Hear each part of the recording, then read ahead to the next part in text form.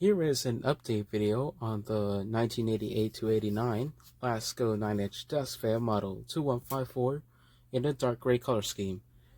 So, for starters, I got a new motor cover for it. This motor cover, which came from this other Lasko 2154, pretty much identical. This one I think is a regular gray color scheme. This one, of course, despite being yellowed, it's in much better shape. And the type of plastic used for this is actually the same type that was used on the older Lasko motor covers made between the early 70s all the way to the early 80s. And then next thing, I managed to fix the oscillation mechanism. So as most of you might know, those who actually have the 9-inch Lasko desk fans with the oscillation function, these apparently had a problem, and it has to do with the oscillation. Of course, there is an extra load being placed into that because of the motion inside, and that's because these rods, apparently they're not sized correctly, and therefore it puts an extra load on it. So every time the fan tries to turn, there's a bit of stress on it. And with all that straining, the motor trying to battle it, it's heating up in the process, and it probably is causing the fan to die eventually, which is why these are very rare and hard to find. But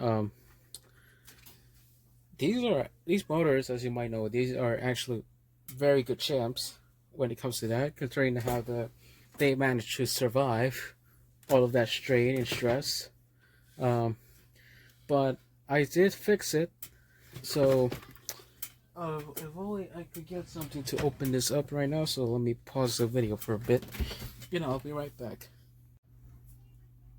Alright, here we are with the inside of the motor, and as you might know, I did some changes to it. So for starters, as most of you might know, if you have these 9-inch Galaxies, they come in with this washer that's made out of metal.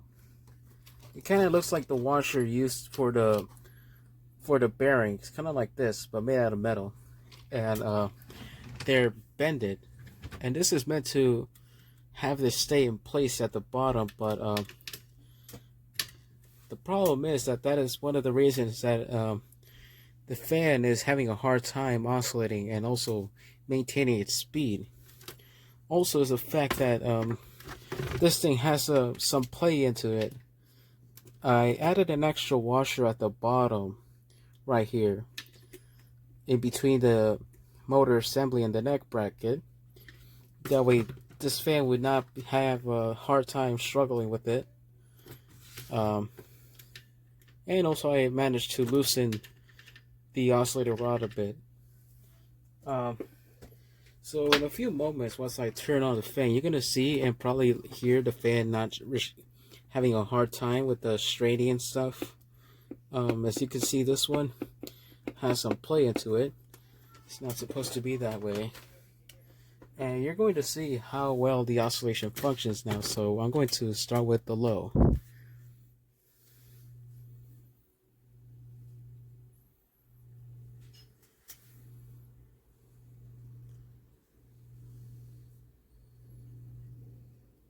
And the difference is already noticeable, as I am not hearing the fan slowing down or anything that can tell you that the fan is having a hard time turning around. The oscillation, it's very smooth, runs actually much smoother now, and the motor is not having a hard time battling against anything.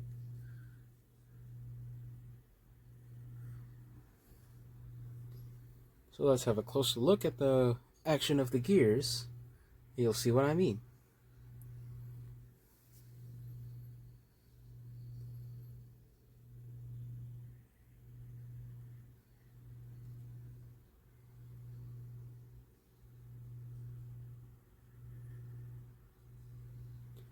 And as you can see, this is where the tight spot was. It just passed that. So once that this little gear pops up, that's where the tight spot is. And that is where the fan has the most hard time struggling. And let's turn it up to high, that way you can hear it better.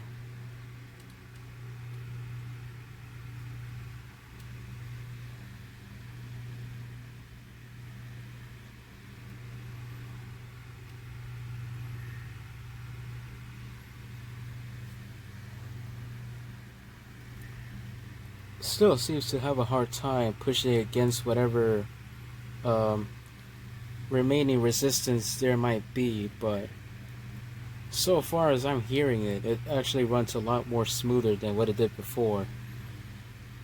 Because before I modified the oscillation gearbox, the fan did have a hard time keeping up with the pace compared to when the oscillation was off.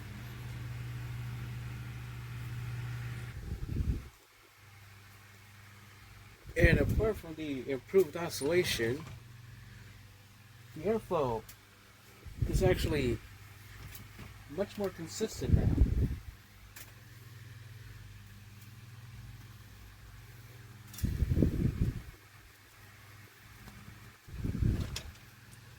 There is no drastic changes in airflow now that, of course, the fan is running much smoother.